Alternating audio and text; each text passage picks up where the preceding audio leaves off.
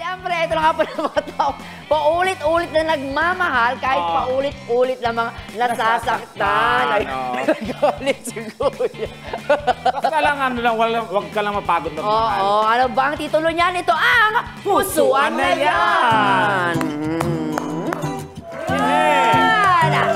As you can see, nasa likuran na namin ang ating searcher. Yes. At alam niyo po ba guys, she was born in the United Kingdom at UK ha. At kaklase niya noong elementary. Alam mo kung sino? Prince Harry mismo. Grabe! Very nice. He is my foot. Yeah. And nandito siya sa Pilipinas ngayon dahil magpapatayo ng mall ang kanyang pamilya. Grabe yun! Sana all! At eto pa ha, meron din siyang master's degree in microbiology. Alam mo kung saan? Mula sa Oxford University. At summa cum laude! Grabe! Alam nyo guys, napakasimple lang ng pangarap niya sa buhay. Alam ba kung ano? Anong pangarap niya? Ang maging member ng GMA Sparkle. Sparkle! O, di ba matutupad yan? Kaya naman, please, welcome. Eto na, my friend. Ready ka na? Ready na. Let's do this. Our beautiful searcher na naghahanap ng lalaking mamahalin. Walang iba kundi si Miss Nilalamig.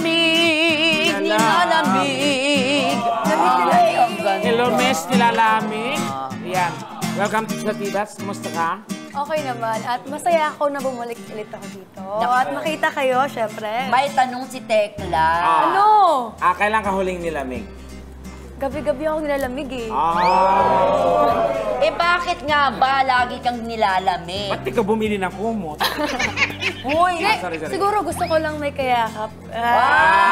Miss ko yung feeling na may kayakap. Ay, nako. At yun na nga din ha, narinig namin ha, Miss Nilalamig, na ikaw ay medyo choosy daw pagdating sa boys. Ito ba yun? Depende naman siya. Depende naman.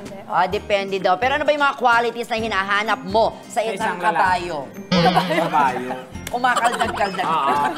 Hindi sa lalaki. Qualities. Gusto ko lang naman na, una talaga, gusto ko faithful. Kasi mahirap na ngayon eh. Di ba, mahirap maghanap ng loyal. Di ba, loyal. Wala nang loyal sa Pilipinas. Ang hirap na hanapin. Okay, aside from that, ano pa? Gusto ko talaga may trabaho. May trabaho. Tama, para hindi mo palamunin kung ikaw ang kanya. At saka, kahiya naman sa lalaki yung babae magpapalamon. Tapos ganito kaganda, di ba? Pangatlo. Tatlo na yun. Di mo binilang. Loyal. Faithful, may trabaho. And syempre, masipag. Masipag.